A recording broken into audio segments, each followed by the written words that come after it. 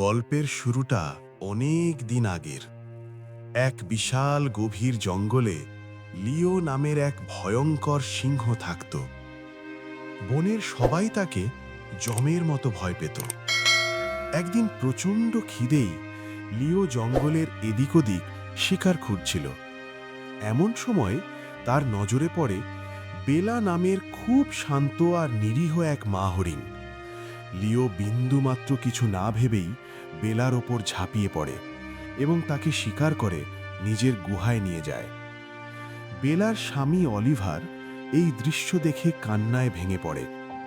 তার সেই করুণ কান্না পুরো জঙ্গলের বাতাস ভারী করে তোলে। তার কান্না শুনে বনের সবচেয়ে বড় আর দয়ালু হাতি ম্যাক্স ছুটে আসে।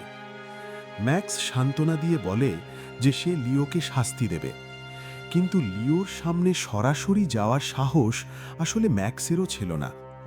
ঠিক এমন সময় গাছের ডাল থেকে লাফিয়ে নিচে নেমে আসে বনের সবচেয়ে চালাক বানর জর্জ। জর্জ বলল, বন্ধুরা, তোমরা একটুও চিন্তা করো না। আর্থার নামের এক মানুষ শিকারী নদীর ধারে একটা বিশাল গর্ত খুঁড়ে খুব সুন্দর একটা ফাঁদ পেতেছে। আমরা খুব সহজেই লিওকে ওই ফাঁদে ফেলতে পারি।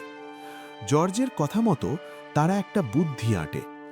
জর্জ লিওর কাছে গিয়ে তাকে বোকা বানিয়ে সেই গর্তের দিকে নিয়ে যায়, আর অতিরিক্ত আত্মবিশ্বাসী লিও সোজা গিয়ে ধপাস করে পড়ে সেই শিকারীর ফাঁদে। গর্তটা এতই গভীর ছিল যে লিওর আর ওঠার কোনো উপায় ছিল না। কিছুক্ষণের মধ্যেই শিকারী আর্থার তার বিশাল বর্শা হাতে নিয়ে সেখানে হাজির হয়। লিও বুঝতে পারে আজ তার জীবনের শেষ দিন।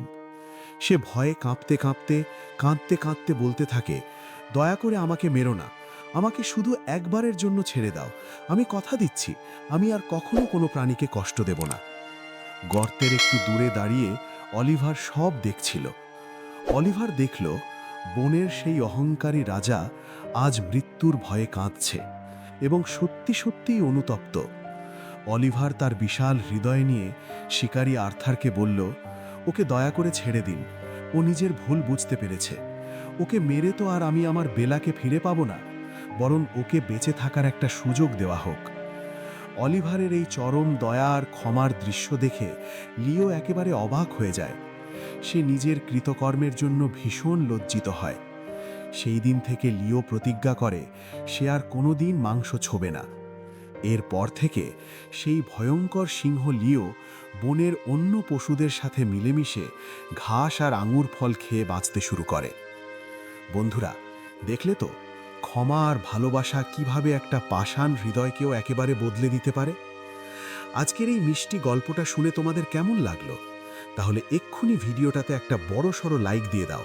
আর হ্যাঁ, চ্যানেলটা সাবস্ক্রাইব করে পাশে থাকতে একদম ভুলবে না কিন্তু। তোমাদের একটা সাবস্ক্রাইব আমাকে নতুন নতুন গল্প শোনাতে অনেক উৎসাহ দেয়। ভালো থেকো সবাই। খুব তাড়াতাড়ি দেখা হচ্ছে পরের ভিডিওতে।